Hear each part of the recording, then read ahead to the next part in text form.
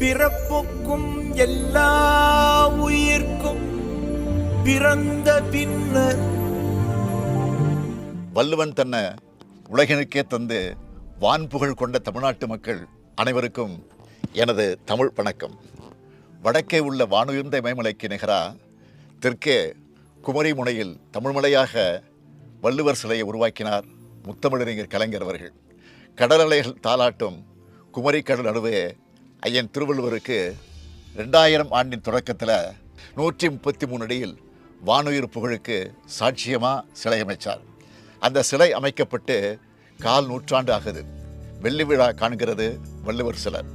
அதை கொண்டாடுகிற விதமாக 31/12/2024 மற்றும் 1/1/2025 ஆகிய நாட்களில் வெள்ளி விழா நிகழ்ச்சிகள் நடத்த தமிழ்நாடு அரசு முடிவு செஞ்சிருக்கு. இந்த உலகத்துக்கே பொதுமறை வழங்கினவர் நம் ஐயன் திருவள்ளுவர்.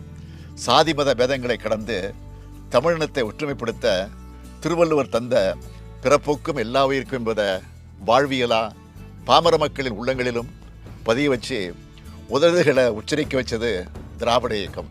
ஆனால் அந்த வள்ளுவருக்கே காவிச்சாயம் பூச இன்னைக்கு ஒரு கும்பல் நினைக்குது. இப்படிப்பட்ட நேரத்தில் சமத்துவத்தை வலியுறுத்தினவர் வள்ளுவர். அவர் எல்லாருக்கும் பொதுவான தமிழர்களின் அடையாளம்னு மீண்டும் முழங்க வேண்டியிருக்கு. திருக்குறள் மாநாடுகளை நடத்தி வள்ளுவத்தை உயர்த்தி பிடிச்சார் தந்தை பெரியார். நம் நெறி குறள் நெறி, நம் மதம் குறள் மதம் அப்படின்னு சொன்னவர் தந்தை பெரியார். குறள் வகுப்பறையில் மட்டுமில்லாமல் உங்கள் இல்லங்களிலும் மட்டுமில்லாமல் உலகத்தால் உள்ளங்களில் எல்லாம் பரவும் வகை செய்தல் வேண்டும் என்றார் பேரறிஞர் அண்ணா. அத்தகைய குறள் எனும் அறிவு திருவிளக்கை திக்கட்டும் பரப்புற பணியை தன்னோட ஒப்பற்ற கடமையாக கருதி செயல்பட்டவர் முத்தமிழறிஞர் கலைஞர். இன்னும் சொல்லணும்னா குறள் பரப்புற ஒரு ஆசானா வலம் வந்தார் தலைவர் கலைஞர். குறளோவியம் தீட்டினார், குறளுக்கு விளக்க உரை தந்தார், தலைநகரில் வள்ளுவர் கோட்டம் அமைச்சார், அரசு அலுவலகங்களிலும் பேருந்துகளிலும் எழுத வச்சு குறளை எளிய மக்களுக்கு கொண்டு சேர்த்தார். குமரியில் சிலை அமைக்க 1975 ஆண்டே திட்டமிட்டாலும் அவருடைய கனவு 2000 ஆண்டு தான் நிறைவேறிச்சு. சிலையை உருவாக்குற பொறுப்பை சிற்பி கணபதி சபதியார் அவர்களிடம் ஒப்படைச்சார். 133 அதிகாரங்களை குறிக்கக்கூடிய வகையில் 133 அடியில் சிலை அமைச்சார்.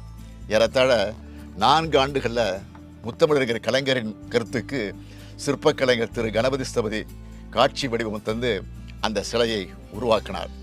சிலையை வடிவமைக்கிற பணி நடைபெறும்போது சிலை நிற்குமா நிற்காதான்னு சந்தேகமாக கேட்குற மட்டும் ஸ்தபதி அவர்கள் அலையும் மலையும் இருக்கும் வர சிலை அசையாது இருக்கும், கவலைப்படாதீங்கன்னு சொன்னார்.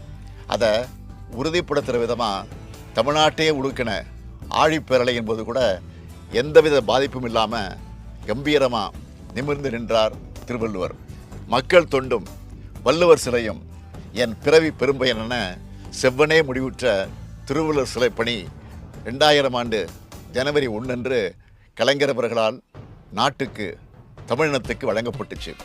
ஒத்தானை அமுக்கும்போது என் உடம்பு நடுங்குச்சின்னு உணர்ச்சி வசப்பட்டார் தலைவர் கலைஞர். இந்த விழாவில் தான் திருவள்ளுவரை ஐயன் திருவள்ளுவர்னு அழைக்கும்படி தலைவர் கலைஞர் வேண்டுகோள் விடுத்தார். முத்தமிழறிஞர் கலைஞர் எதை செஞ்சாலும் கலை நுணுக்கத்தோடு பார்வோற்றும் வகையில் செய்வார் என்பதற்கு விண்ணை தொடும் வண்ணம் உயர்ந்து நிற்கும் திருவள்ளுவர் சிலையும் ஒரு சான்று. இப்படி பெருமைமிகு சிலை வெள்ளி விழா காண்கிறது. வரும் டிசம்பர் 31 மற்றும் 1 2 நாளும் தமிழ்நாடு அரசு 25 ஆண்டு நிறைவு பெருவிழாவை கொண்டாட இருக்கு.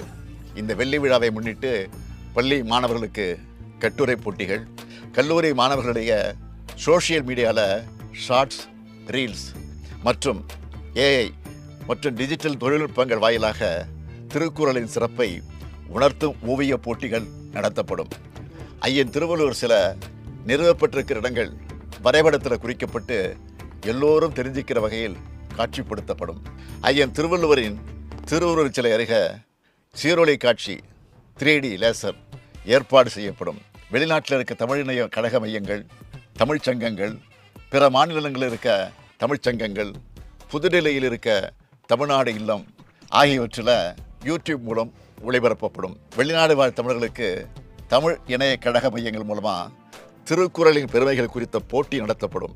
அனைத்து மாவட்ட நூலகங்களிலும் அன்றைய நாள் திருவள்ளுவர் புகைப்படம் வைக்கப்பட்டு திருக்குறளின் பெருமையை உணர்த்துகிற நிகழ்ச்சிகள், திருவள்ளுவர் சிலைக்கு மாலை அணிவித்தல் செய்யப்படும். திருக்குறள் விளக்க உரைகள் மற்றும் திருக்குறள் தொடர்பான புகைப்படங்கள் பொதுமக்கள் பார்வைக்கு வைக்கப்படும்.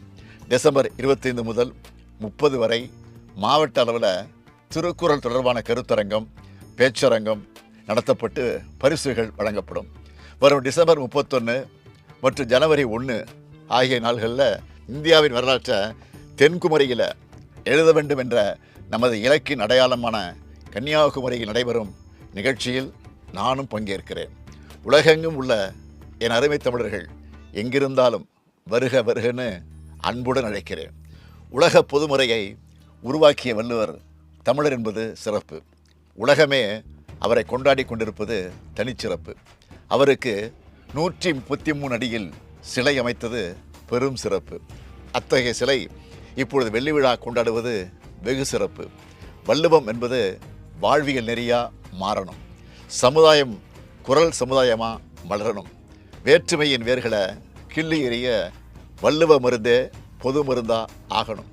வாழிய குரலும் வள்ளுவர் புகழும் வாழிய வாழியவே.